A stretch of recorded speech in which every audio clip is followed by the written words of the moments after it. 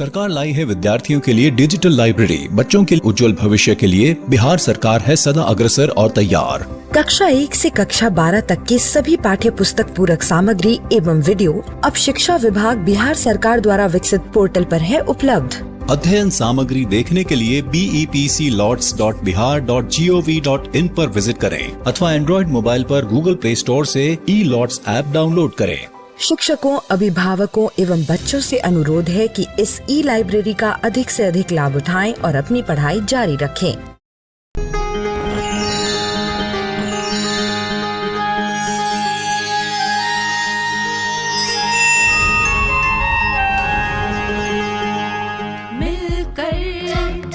नई दुनिया मिलकर बनाए हम नई दुनिया, मिलकर जीत ले हम सारी दुनिया। बीच हमें आज बोने दो, रोज उसे थोड़ा बढ़ने दो, छू लेंगे आकाश हम, मन के विचार हकीकत बने, सिद्धि फल से आनंद देंगे, कोशिश कर बढ़े, सोच बुलंद करे।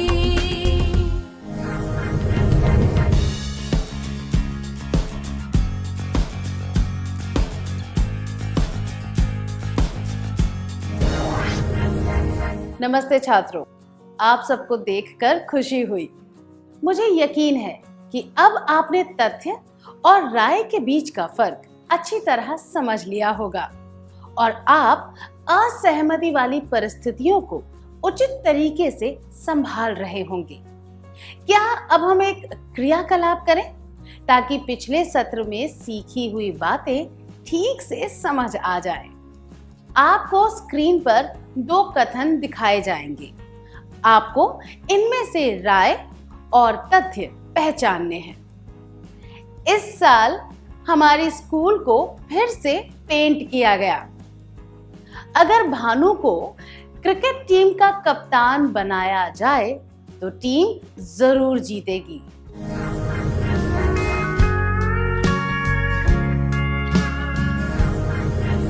पहला कथन एक तथ्य है क्योंकि यह एक निश्चित समय के लिए सही है और उसे प्रमाणित किया जा सकता है। दूसरा कथन एक राय है क्योंकि उसमें किसी चीज की संभावना के बारे में एक बात कही गई है। वह बात सही हो सकती है पर यह जरूरी नहीं कि ऐसा ही हो। अब एक और क्रियाकलाप करेंगे। अ ने फिल्म ब में अभिनय किया, यह एक तथ्य है। अ ने फिल्म ब में अच्छा अभिनय किया, यह एक राय है। इसी तरह क्या आप कोई तथ्य बताकर उसी के बारे में कोई राय बता सकते हैं? यह किसी भी चीज के बारे में हो सकता है, जैसे कि खेलकूद, खाने पीने की चीज, कपड़े, फिल्म, अभिनेता इत्यादि। उदाहरण के लिए विराट कोहली क्रिकेट का खिलाड़ी है, यह एक तथ्य है। विराट कोहली विश्व का सबसे अच्छा खिलाड़ी है, यह एक राय है।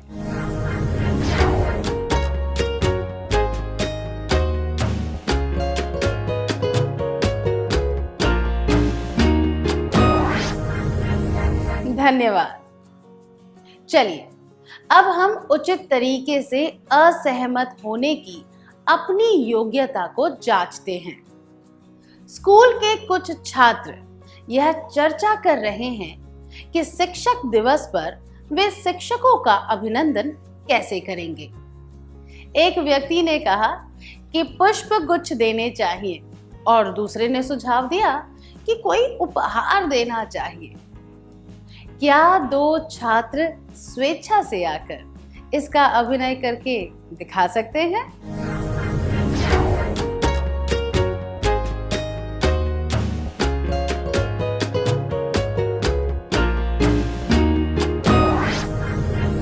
धन्यवाद। प्रिया और माला भी इस वार्तालाप का हिस्सा थी। आइए उनकी बातें सुने। हमें शिक्षकों को पुष्पगुच्छ देने चाहिए। नहीं, वो किसी काम नहीं आते। हमें केवल उपहार देने चाहिए, क्योंकि मुझे ऐसा लगता है। क्या उनके वार्तालाप में असहमति थी? इस तरह की असहमति से क्या समस्या हो सकती है? हमने देखा कि माला प्रिया की बात पर ध्यान ही नहीं देना चाहती। इस तरह असहमति व्यक्त करना अनुचित होता है। वह तो केवल अपनी बात मनवाना चाहती है। इससे वार्तालाप अप्रिय हो जाता है। असहमति व्यक्त करते समय सबसे पहला चरण होता है दूसरे व्यक्ति के दृष्टिकोण को समझना और उसका सम्मान करना। उचित तरीके के असहमति व्यक्त करने के चरण। हमें 1. दूसरे व्यक्ति के दृष्टिकोण पर ध्यान देना चाहिए। आइए एक और परिस्थिति देखते हैं। कल्पना कीजिए कि आप एक सामूहिक चर्चा में हैं। आप किसी के विचार का खंडन करना चाहते हैं। आप यह कैसे व्यक्त करेंगे? क्या आप कहेंगे कि वह बिल्कुल गलत है, या आप कहेंगे कि आप उसका दृष्टिकोण समझते हैं और फिर अपनी बात समझाएंगे, या फिर उससे कहेंगे कि वह आपकी बात सुने? 1. तुम बिल्कुल गलत हो। 2. मैं तुम्हारा दृष्टिकोण समझता हूं या समझती हूं, लेकिन 3. तुम बस मेरी बात सुनो।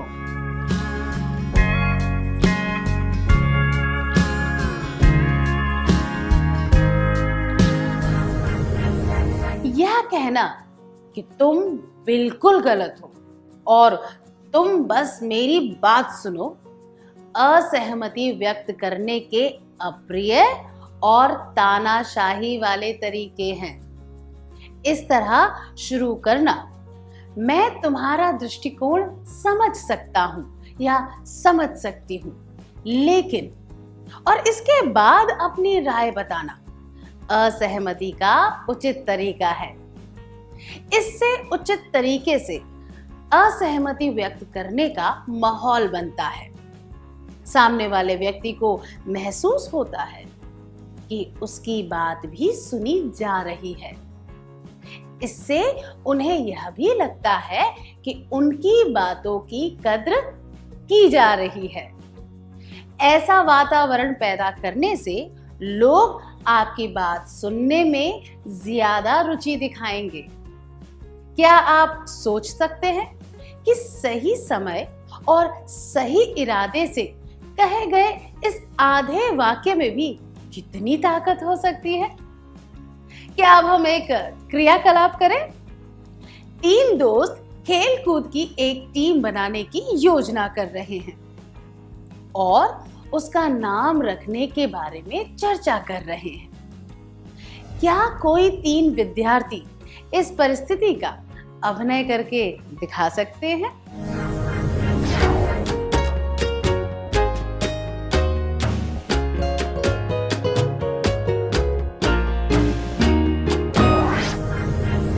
धन्यवाद, बहुत अच्छा प्रयास था। चलिए फिर से प्रिया और माला का वार्तालाप सुनते हैं। अब उनके वार्तालाप का अगला भाग यह है। प्रिया: क्यों? माला: क्योंकि मुझे ऐसा लगता है। हमने देखा कि माला ने अपने चुनाव का कोई उचित कारण नहीं बताया। यहाँ कम से कम 2 संभावनाएं हैं। या तो उसके पास प्रिया को बताने के लिए कोई कारण था ही नहीं। इसका मतलब है कि वह प्रिया पर धौंस जमा रही थी और उसे मौका नहीं दे रही थी, या फिर उसने कोई कारण सोचा ही नहीं, या फिर उसने कोई कारण सोचा था पर वह प्रिया को नहीं बताना चाहती थी। जब दो लोगों के बीच वार्तालाप हो रहा हो तो यह बात भी अस्वीकार्य है। इससे हम अगले चरण पर पहुंचते हैं। उचित तरीके के असहमति व्यक्त करने के चरण। हमें 1. दूसरे व्यक्ति के दृष्टिकोण पर ध्यान देना चाहिए। 2. दूसरे व्यक्ति को असहमति का कारण बताना चाहिए। अगर माला ने सरलता से कहा होता, तुम्हारा सुझाव बुरा नहीं है, पर फूल तो केवल 1-2 दिनों तक ही टिकते हैं, तो वार्तालाप अप्रिय नहीं बनता। वह समझा सकती थी कि प्रिया के सुझाव को स्वीकार क्यों नहीं किया जा सकता। तो अगला चरण है कारण और तर्क या प्रमाण देते हुए अपनी राय सामने रखना। उदाहरण के लिए माला यह कारण बता सकती थी कि उपहार हमेशा के लिए रखे जा सकते हैं और शिक्षक उन्हें देखकर लंबे समय तक अपने विद्यार्थियों को याद कर सकते हैं। तो हम कह सकते हैं कि तीसरे चरण में हमें कारण और तर्क या प्रमाण के साथ अपनी राय सामने रखनी चाहिए।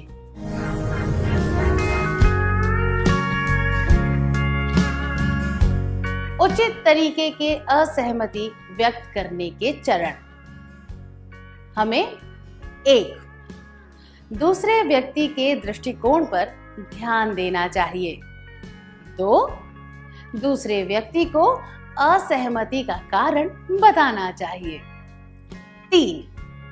कारण और तर्क या प्रमाण के साथ अपनी राय सामने रखनी चाहिए। आइए अब एक और क्रियाकलाप करते हैं। अपर्णा और नंदिता सहेलियां हैं। वे एक फिल्म के बारे में चर्चा कर रही हैं जो उन्होंने हाल ही में देखी थी। अपर्णा को एक दृश्य बहुत अच्छा लगा और उसने कहा कि वह फिल्म का सबसे अच्छा दृश्य था। पर नंदिता की राय अलग थी। उसे कोई और दृश्य अच्छा लगा। क्या आप दोनों अपर्णा और नंदिता की भूमिका निभाते हुए इस दृश्य का अभिनय करके दिखा सकते हैं?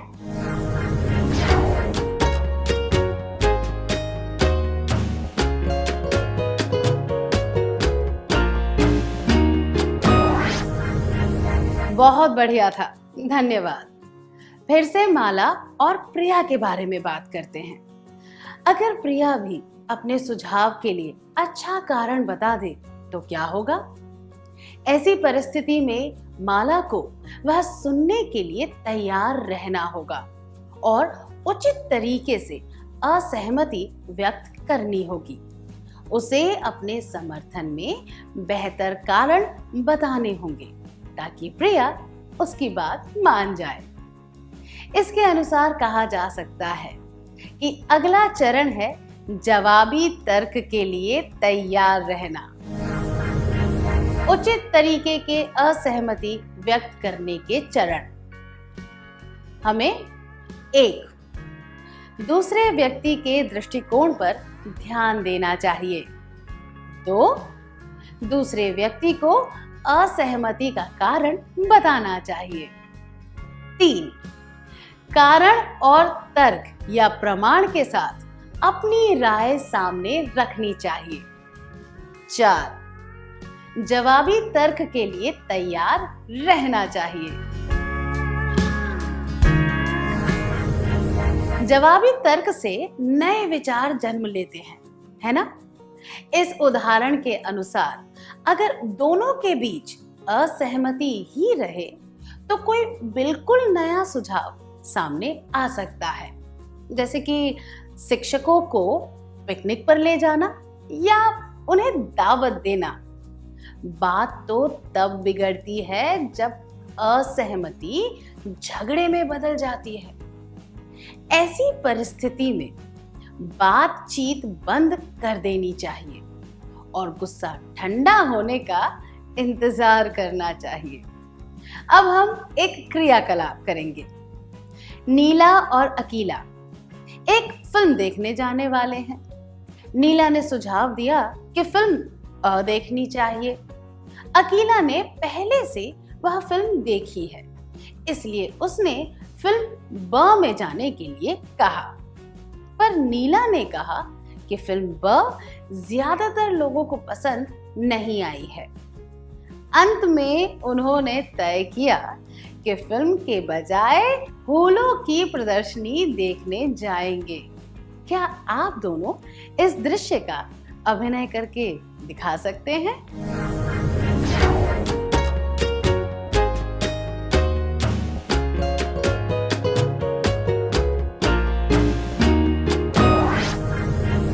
बहुत बढ़िया अभिनय था, धन्यवाद।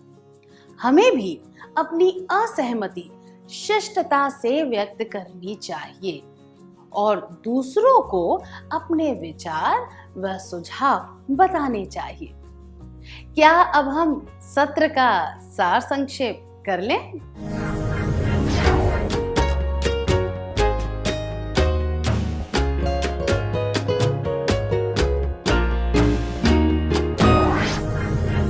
उचित तरीके के असहमति व्यक्त करने के चरण। हमें 1. दूसरे व्यक्ति के दृष्टिकोण पर ध्यान देना चाहिए। 2. दूसरे व्यक्ति को असहमति का कारण बताना चाहिए। 3. कारण और तर्क या प्रमाण के साथ अपनी राय सामने रखनी चाहिए। 4. जवाबी तर्क के लिए तैयार रहना चाहिए। इतनी अच्छी तरह सार संक्षेप करने के लिए धन्यवाद।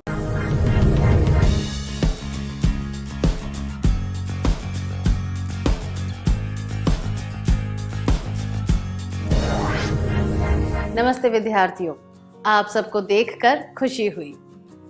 पिछले सत्र में हमने सीखा था उचित तरीके के असहमति व्यक्त करने के चरण।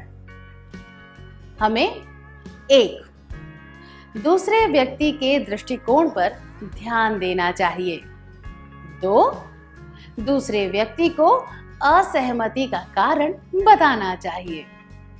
3. कारण और तर्क या प्रमाण के साथ अपनी राय सामने रखनी चाहिए। 4. जवाबी तर्क के लिए तैयार रहना चाहिए। असहमति के संदर्भ में मुझे महात्मा गांधी द्वारा कही गई एक बात याद आई। ईमानदारी से व्यक्त की गई असहमति अक्सर विकास का अच्छा संकेत होती है। नए विचारों के अलावा असरदार असहमति और भी सकारात्मक परिणाम होते हैं। क्या हम एक क्रियाकलाप के द्वारा इनके बारे में जानें? यहाँ कुछ शब्द या वाक्यांश दिए गए हैं जो असहमति के सकारात्मक परिणामों के बारे में बताते हैं। आइए एक शब्द पहेली के द्वारा ये देखें कि ये क्या है। इन शब्दों या वाक्यांशों के अक्षर उल्टे पुल्टे हैं। आपको अक्षरों को सही क्रम में लगाकर शब्द और वाक्यांश पहचानने हैं। क्या हम तैयार हैं?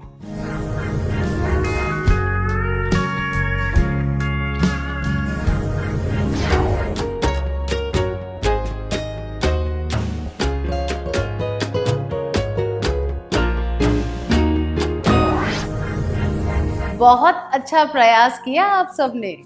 सबसे पहले बताए गए परिणाम को इस सूची में जोड़ते हुए हम देख सकते हैं कि असहमति के सकारात्मक परिणाम ये होते हैं।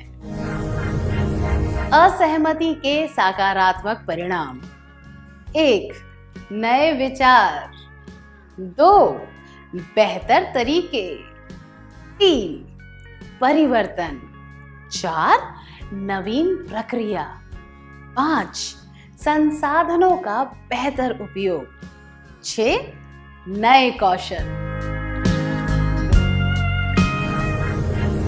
अब एक और परिस्थिति पर ध्यान देंगे। राधा और सीता अच्छी सहेलियां हैं। वे सोच रही हैं कि गर्मी की छुट्टियां कैसे बितानी चाहिए। राधा ने स्कूल के मैदान में खेलने का सुझाव दिया। सीता ने कहा कि वे अगले वर्ष के पाठ्यक्रम का अभ्यास शुरू कर सकते हैं। राधा ने कारण के साथ एक और तर्क दिया। आखिर में उन्होंने कराटे सीखने का निर्णय लिया। क्या 2 विद्यार्थी स्वेच्छा से आगे आकर इसका अभिनय कर सकते हैं?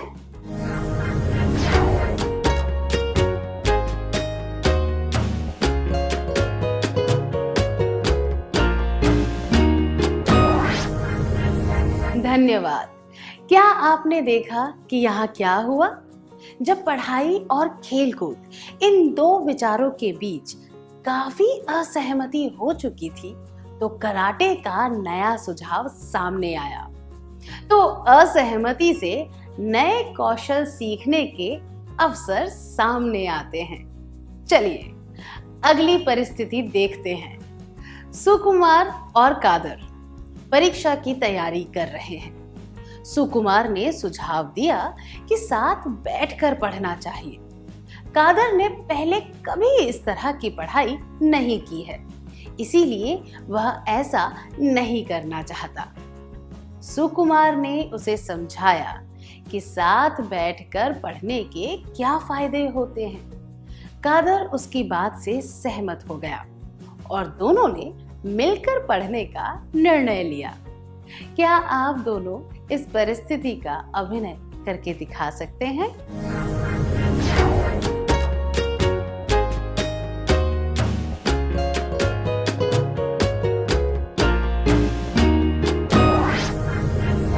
धन्यवाद, बहुत अच्छा प्रयास था। अलग सुझाव स्वीकार करने के क्या फायदे थे? कादर ने परीक्षा की तैयारी करने का एक नया तरीका सीखा। जब उचित तरीके से असहमति व्यक्त की जाती है, तो उसके बहुत से सकारात्मक परिणाम होते हैं। हम काम करने के नए और बेहतर तरीके ढूंढ सकते हैं। इससे हमें चीजों को बदलने का मौका भी मिलता है। अक्सर हम चीजों को एक ही तरीके से देखते हैं और उसी तरीके को सही मानते हैं। हमें नई बातों को स्वीकार करने के लिए तैयार रहना चाहिए, ताकि जो हमारे साथ उचित तरीके से असहमत होते हैं, वो हमें कोई बेहतर बात या चीज को अपनाने के लिए मना सकता है। असहमति से हमारी सोचने की प्रक्रिया सक्रिय हो जाती है और हम बिना सोचे समझे चीजों को स्वीकारने से बच जाते हैं। अब इस परिस्थिति पर ध्यान दीजिए। 2 भाई राम और श्याम खेल रहे थे, तभी बारिश होने लगी। राम सुझाव देता है कि टीवी देखना चाहिए। श्याम बारिश में भीगना चाहता है। राम ऐसा नहीं करना चाहता। तभी राम को याद आता है कि उनके पास घर पर कैरम बोर्ड है। श्याम कैरम खेलने के लिए तैयार है, पर हमेशा की तरह आम तरीके से नहीं खेलना चाहता। वह सुझाव देता है कि ऐसे ही मस्ती करने के लिए कैरम को नए नियमों के साथ खेलना चाहिए। राम इस बात के लिए तैयार हो जाता है। क्या आप दोनों इस परिस्थिति का अभिनय करके दिखा सकते हैं?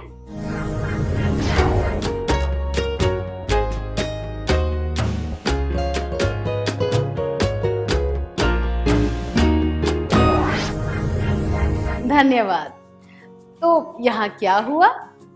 उचित तरीके से असहमत होने से वे एक नई संभावना का पता लगा पाए। केवल यह नहीं, उन्होंने एक नया खेल भी बनाया। नवरचनाएं तभी हो सकती हैं जब हम वर्तमान में काम आ रहे तरीकों या प्रथाओं से असहमत होकर उन पर सवाल उठाएं।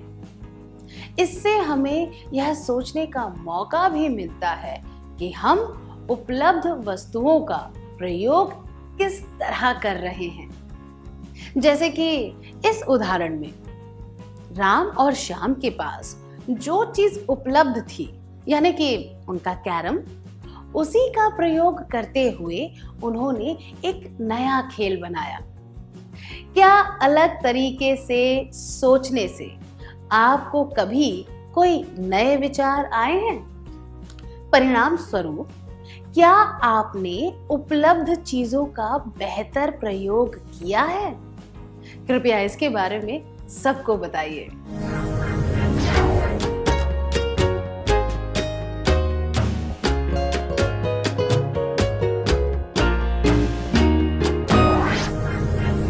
धन्यवाद। उचित तरीके से असहमति व्यक्त करना भी एक कौशल है जिसे सीखकर अभ्यास करना पड़ता है, तभी हम उसमें माहिर हो सकते हैं। सही शब्दों का प्रयोग करना और उचित हाव भाव दर्शाना भी जरूरी होता है। बात करते समय स्वर और गति का भी ध्यान रखना चाहिए। उदाहरण के लिए यह बात, तुम सही हो, पर इसे दूसरे नजरिए से भी देखा जा सकता है।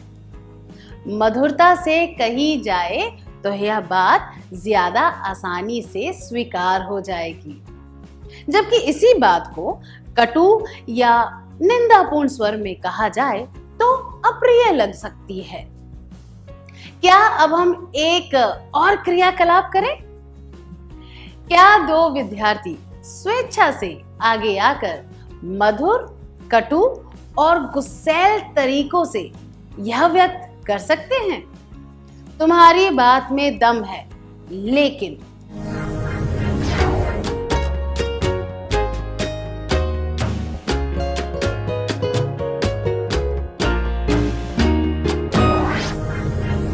धन्यवाद। जब अप्रिय बात को जोर से कहा जाता है तो वह और आक्रामक लगती है और गलतफहमी होने की संभावना भी बढ़ जाती है। इसी तरह हमें भी अपने शारीरिक संकेतों और चेहरे के हाव भाव पर ध्यान देकर उनमें तालमेल बनाए रखना चाहिए। इसके बारे में हमने पिछले कुछ सत्रों में सीखा था। हमें इनका अभ्यास करके इनसे पूरा फायदा उठाना चाहिए। इसके अलावा कुछ मनोवैज्ञानिक कौशलों पर भी ध्यान देना चाहिए, जैसे कि असहमति को ठंडे दिमाग से सुनना, जवाबी तर्क के प्रति सहनशील होना और भावनाओं पर काबू करना। चलिए अगला क्रियाकलाप करते हैं। आपको एक विचार पसंद नहीं आया, फिर भी आपको उसे स्वीकार करने को कहा जा रहा है। आप पहले मुस्कुराए, फिर परेशान हुए और बाद में गुस्सा आया। आपने गुस्से में कहा, तुम जो भी कहते हो मैं वो सारी बातें नहीं मान सकता या मान सकती। अपने विचार अपने पास रखो। क्या आप इन तीनों भावनाओं को व्यक्त करते हुए यह कह सकते हैं?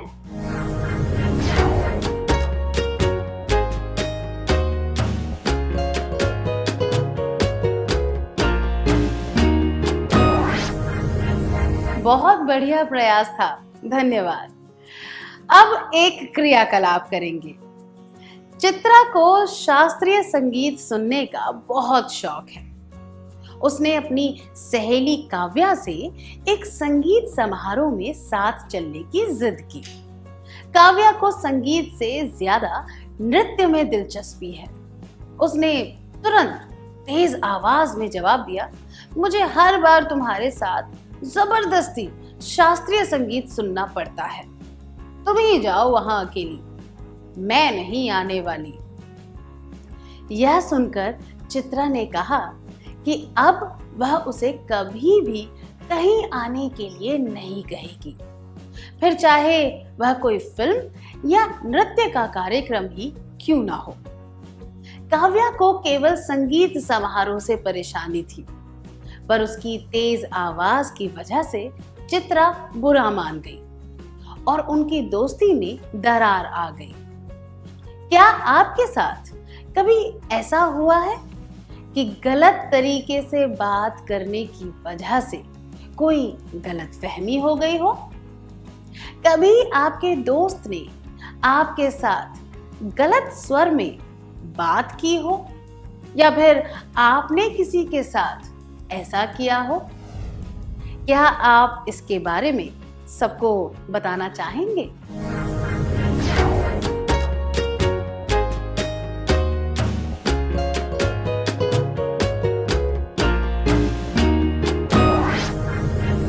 धन्यवाद। परिस्थिति के अनुसार हमें अपनी असहमति धीमे से या फिर पूरे जोर के साथ व्यक्त करनी पड़ती है। आइए इसके बारे में और जानते हैं। परीक्षाओं को खत्म करने के बारे में एक सामूहिक चर्चा हो रही है। आपसे पहले जिसने अपने विचार बताए थे, आप उससे असहमत हैं। आप अपना वाक्य कैसे शुरू करेंगे? 1. नहीं, तुम गलत हो। 2. मैं तुमसे पूरी तरह सहमत नहीं हूं, क्योंकि मैं इसे अलग तरीके से देखता हूं या देखती हूं। 3. ऐसा तो बिल्कुल नहीं हो सकता। नहीं, तुम गलत हो। और ऐसा तो बिल्कुल नहीं हो सकता अनुचित है, क्योंकि आप कोई भी कारण बताए बिना असहमति व्यक्त कर रहे हैं, जबकि यह बात मैं तुमसे पूरी तरह सहमत नहीं हूं, क्योंकि मैं इसे अलग तरह से देखता हूं या देखती हूं उचित है, क्योंकि इसे आराम से और शिष्टता से व्यक्त किया गया है।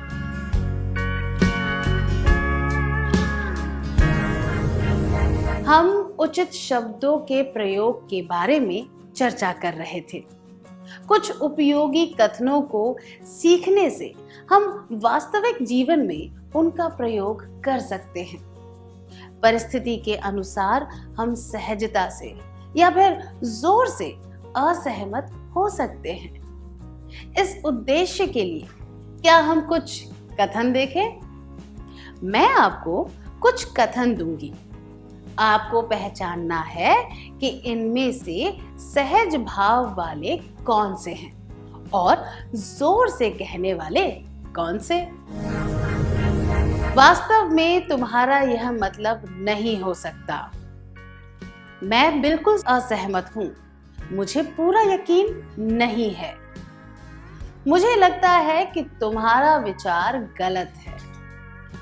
मैं इस बात से असहमत होना चाहता हूं या चाहती हूं। मैं इस बात से सहमत नहीं हो सकता या सकती। क्या तुम्हें ऐसा लगता है? तुम इस बारे में गंभीर नहीं हो सकते। अच्छा, मुझे नहीं लगता कि तुम सही हो। वैसे यह तो कई बातों पर निर्भर करता है। बहुत बढ़िया। क्या हम उत्तर जांच लें? सहजता से असहमत होना, पूरा जोर लगाकर असहमत होना। वैसे ये तो कई बातों पर निर्भर करता है। मुझे पूरा यकीन नहीं है। मैं इस बात से असहमत होना चाहता हूं या चाहती हूं। क्या तुम्हें ऐसा लगता है? अच्छा, मुझे नहीं लगता कि तुम सही हो। मुझे लगता है कि तुम्हारा विचार गलत है। मैं इस बात से पूरी तरह से सहमत नहीं हो सकती या सकता। मैं बिल्कुल असहमत हूं। वास्तव में तुम्हारा यह मतलब नहीं हो सकता। तुम इस बारे में गंभीर नहीं हो सकते।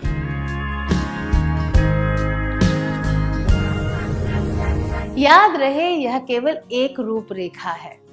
परिस्थिति को ध्यान में रखते हुए हमें इनमें उचित शब्दों को जोड़ना होगा और उचित तरीके से असहमत होने के चरणों को भी ध्यान में रखना होगा। क्या अब हम इनका अभ्यास करें? आपको एक विषय दिया जाएगा।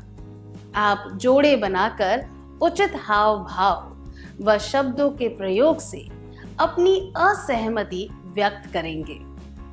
बाद में कुछ विद्यार्थियों को कक्षा के सामने अपनी चर्चा पेश करने का मौका दिया जाएगा।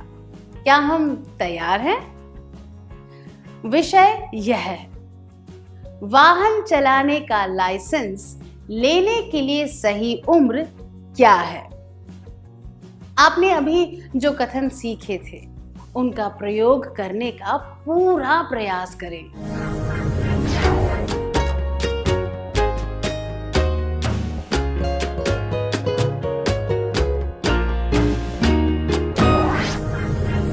धन्यवाद। हमें इन बातों पर अमल करके उचित तरीके से विचारों का आदान प्रदान करना चाहिए। हमें जवाबी तर्क का आदर करना चाहिए और उन्हें गलत नहीं समझना चाहिए। मैं दोहराती हूँ, हमें जवाबी तर्क का आदर करना चाहिए और उन्हें गलत नहीं समझना चाहिए। हमें असहमति शिष्टता से व्यक्त करनी चाहिए और दूसरों को अपने विचार व सुझाव बताने चाहिए। क्या अब हम सत्र का सार संक्षेप कर लें?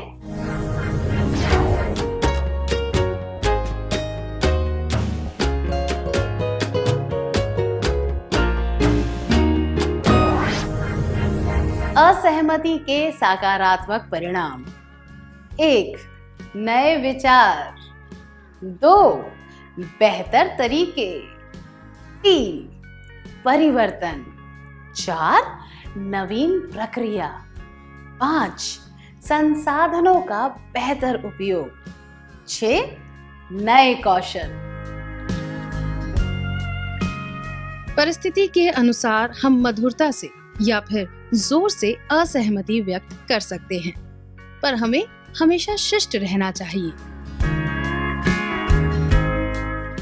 इतनी अच्छी तरह सार संक्षेप करने के लिए धन्यवाद।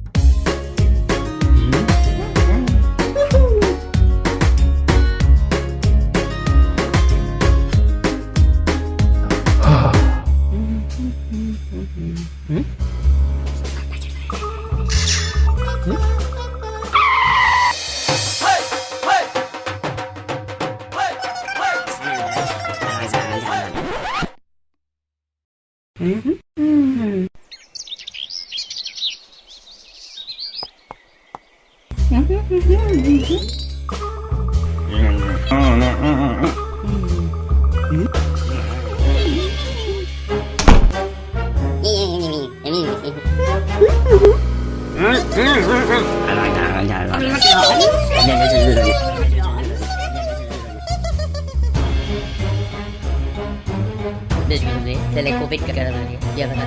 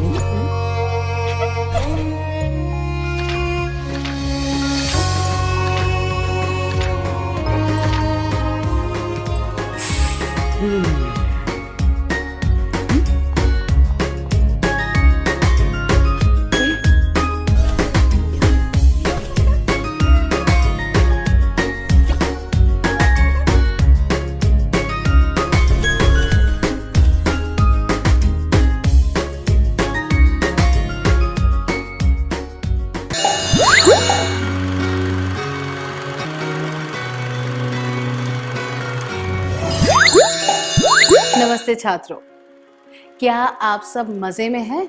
अच्छी बात है। चलिए आज के सत्र की शुरुआत एक रोचक क्रियाकलाप से करते हैं। कल्पना कीजिए कि कमरे के एक कोने में एक बड़ा सा सामान पड़ा है, जैसे कि लकड़ी की अलमारी। आप में से 5 लोगों को वह अलमारी वहां से हटाकर उसके सामने वाले कोने में रखनी है। आप यह कैसे करेंगे? अलमारी को सरकाने के लिए पहले आप परिस्थिति को समझेंगे, जैसे कि वह कितनी भारी है। फिर आप उसे धीरे धीरे सरकाएंगे ताकि उसे एक सही जगह लाकर अच्छी तरह धकेल सके। फिर उसे सही तरीके से दूसरे कोने की तरफ धकेलेंगे। इसके बाद आप उसे घुमाएंगे और उसे दूसरे कोने में अच्छी तरह लगा देंगे। आइए अब एक और अभिनय करते हैं। परिस्थिति इस तरह है। रविवार का दिन है। सुकुमार का परिवार कुछ मेहमानों का इंतजार कर रहा है। सुकुमार जानवरों के बारे में एक फिल्म देखना चाहता है, जो पास के एक सिनेमा हॉल में लगी है। उसके पापा ने उसे इजाजत नहीं दी, पर अंत में उसने अपने पिता को मना लिया और वह फिल्म देखने चला गया। शुरुआत में उसके पापा तैयार नहीं थे, पर अंत में सुकुमार ने उन्हें मना लिया। आइए इन दोनों परिस्थितियों की तुलना करते हैं। अलमारी की जगह बदलना और पिता को मनाना। इन दोनों परिस्थितियों में आपको किसी चीज या किसी व्यक्ति को वर्तमान स्थिति से वांछित स्थिति में लाना था। इन दोनों में कौन सी समानताएं और भिन्नताएं थी? आइए पहले समानताएं देखते हैं। दोनों ही काम कठिनाई भरे थे। आपको योजना बनाकर और कोई तरकीब लगाकर उन्हें करना था। समानताएं। अलमारी की जगह बदलना, पिता से अनुमति लेना आसान नहीं है। योजना की जरूरत है, सही तकनीक की जरूरत है, आसान नहीं है। योजना की जरूरत है, सही तकनीक की जरूरत है। आइए अब भिन्नताएं देखते हैं। भिन्नताएं ये है कि वस्तुओं के साथ काम करते वक्त ताकत का इस्तेमाल करके हम अपने लक्ष्य तक पहुंच सकते हैं, पर मनुष्यों के साथ ताकत का प्रयोग करना अनुचित और अपर्याप्त होता है। किसी भी वस्तु की जगह बदलना किसी इंसान को मनाने से काफी आसान होता है। मनुष्यों के साथ काम करते वक्त भावनाएं, रुचि इत्यादि का ध्यान रखना पड़ता है। इसमें विचारों का आदान प्रदान होता है। भिन्नताएं। अलमारी की जगह बदलना, पिता से अनुमति लेना। केवल शारीरिक बल की आवश्यकता होती है। लक्ष्य को प्राप्त करना आसान होता है। शारीरिक बल अनुचित और अपर्याप्त होता है। इसमें विचारों का आदान प्रदान होता है। इसीलिए वार्तालाप और भाषा से संबंधित योग्यताओं की आवश्यकता होती है। लक्ष्य को प्राप्त करना थोड़ा मुश्किल होता है। हमने देखा कि दूसरी परिस्थिति में हमें एक व्यक्ति को उसकी वर्तमान मानसिक स्थिति से एक वांछित मानसिक स्थिति में ले जाना था। यहाँ इस बात का भी ध्यान रखना था कि हम खुद को नीचा दिखाए बिना यह काम करें। इस प्रक्रिया को कहते हैं अपनी बात मनवाना। जीवन की ज्यादातर परिस्थितियों में दृढ़ व्यक्ति दूसरों से अपनी बात मनवा लेते हैं। आइए हम अभिनय का विश्लेषण करते हैं ताकि हम बात मनवाने के तरीकों को समझ सके। हमने देखा कि सुकुमार इस चीज पर बहुत ध्यान दे रहा था कि उसे अपने पिता से क्या कहना चाहिए और किस तरह कहना चाहिए। उसने बड़ी कलात्मकता से इसकी तैयारी की। कभी उसने तर्क के द्वारा अपने पिता को समझाया और कभी उसने भावनाओं के द्वारा उन्हें समझाने की कोशिश की, पर उसने कभी भी झूठ या छल का सहारा नहीं लिया। क्या आपने इस बात पर ध्यान दिया कि यह सब एक वार्तालाप के रूप में हो रहा था?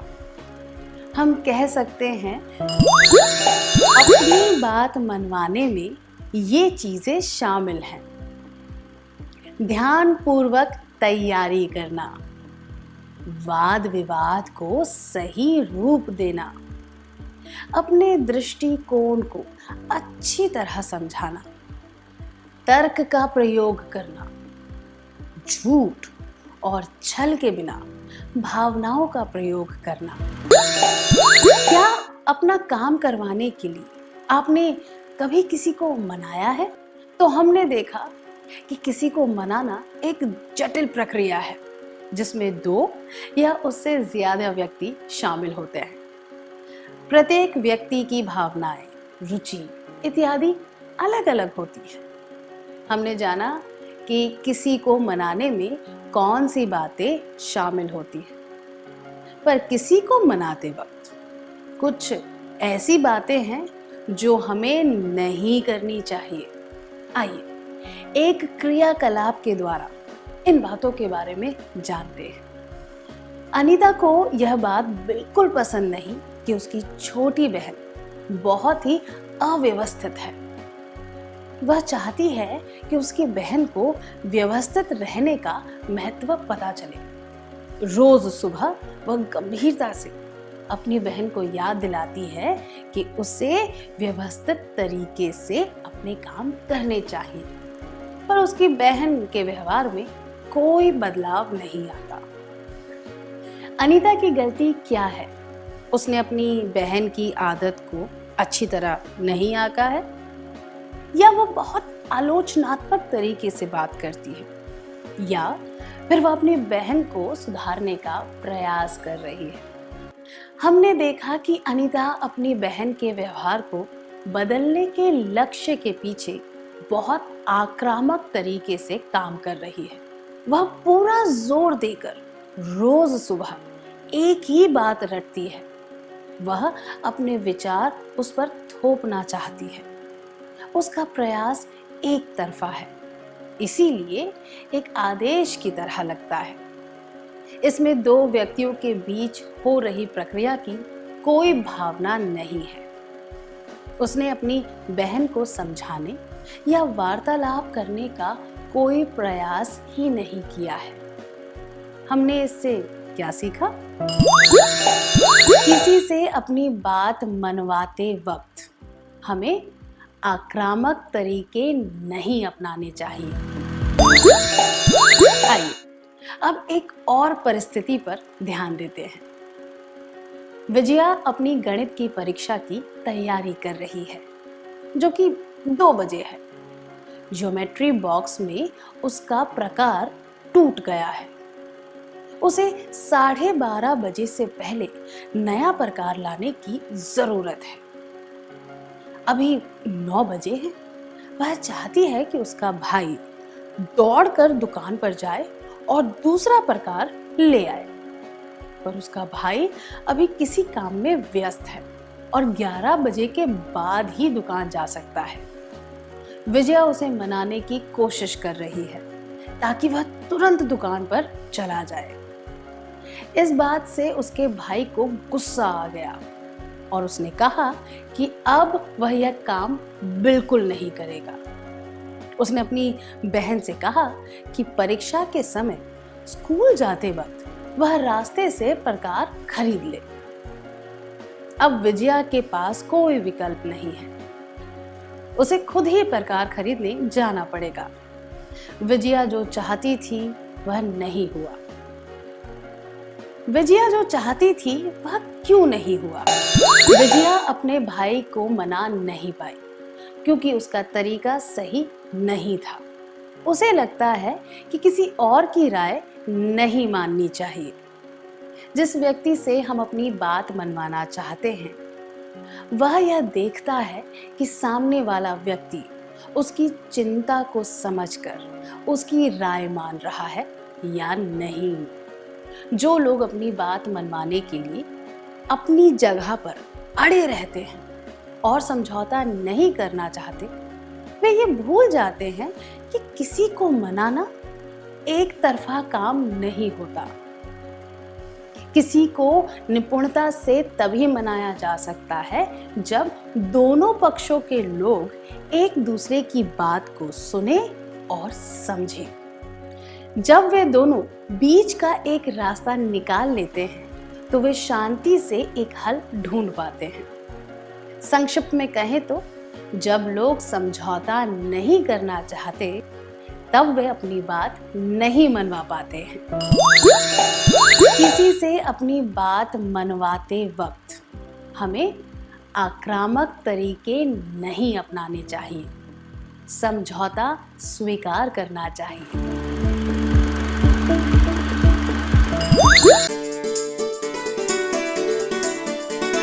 डर से नहीं तैयारी से आगे कदम बढ़ाना है। रुकी जिंदगी में चहल पहल वापस फिर से लाना है। धोकर हाथ पहन कर मास्क सुरक्षित जीवन चलाना है। सुरक्षित जीवन चलाना है। डर कर नहीं तैयारी से आगे कदम बढ़ाना है। टीकाकरण की शुरुआत हो गई है, पर पहले की तरह हमें मास्क लगाना और 2 गज की दूरी बनाए रखना अभी भी जरूरी है। स्वास्थ्य विभाग और सूचना एवं जनसंपर्क विभाग बिहार सरकार द्वारा जनहित में जारी। जीतेगा बिहार। सरकार लाई है विद्यार्थियों के लिए डिजिटल लाइब्रेरी। बच्चों के उज्जवल भविष्य के लिए बिहार सरकार है सदा अग्रसर और तैयार। कक्षा 1 से कक्षा 12 तक की सभी पाठ्य पुस्तक पूरक सामग्री एवं वीडियो अब शिक्षा विभाग बिहार सरकार द्वारा विकसित पोर्टल पर है उपलब्ध। अध्ययन सामग्री देखने के लिए BEPCLOTS.bihar.gov.in पर विजिट करें अथवा एंड्रॉइड मोबाइल पर गूगल प्ले स्टोर से E-LOTS ऐप डाउनलोड करें। शिक्षकों, अभिभावकों एवं बच्चों से अनुरोध है कि इस ई लाइब्रेरी का अधिक से अधिक लाभ उठाएं और अपनी पढ़ाई जारी रखें।